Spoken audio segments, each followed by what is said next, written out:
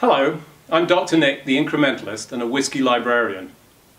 For tonight's tipple, we're going to be heading over to the Isle of Jura and the Jura distillery there. It's nestled off the west coast of Scotland, only about 60 miles from Glasgow as the crow flies. But 60 miles, as you can see, has never felt so far away, and as George Orwell famously described, was extremely ungettable, requiring a couple of ferry rides, although these days it's served by daily flights from Glasgow to Islay Airport. The Isle of Jura distillery stands in the centre of Jura's only village and has a long history, including closures and reopenings. The bottle will be opening is coming from the Scottish Malt Whisky Society, founded in Edinburgh in 1983. A member organisation which bottles and sells single casks and single malt whiskies direct from the malt whisky distilleries. You can find out more about it here. The Society tastes whiskies direct from casks and then selects ones to be purchased and bottled and sold to their members.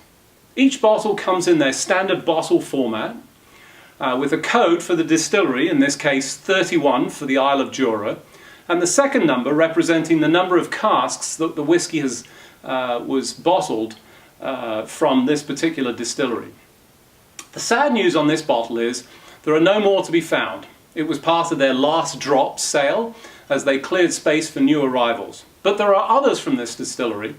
Currently the latest bottling is 3134, a muted Hebridean smoke. See the link below for that one. Tonight's tasting is cask number 3120, called Cornish Pastie and Plaster-board. So let's take a look at the colour.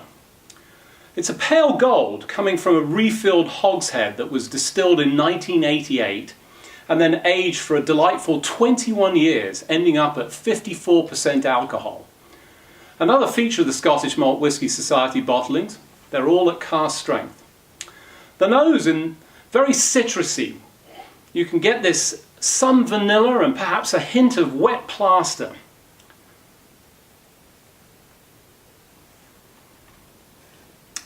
The taste, on the palate, this is a high alcohol content, but with 21 years to mellow, it's developed a nice oily pepper and smoke taste that has a wonderful sweetness with a hint of lime or grapefruit. The finish is medium long with an early sweetness and a rush to saltiness as it disappears into the night.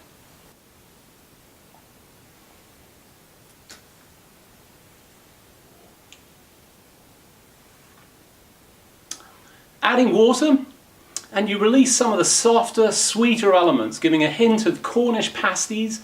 That's a taste of beef and potatoes and a light nutty flavour. I'll say slàinte and drink to your good health. I'm Dr. Nick, the incrementalist, a whisky trainer, a whisky librarian, and I'll see you next time.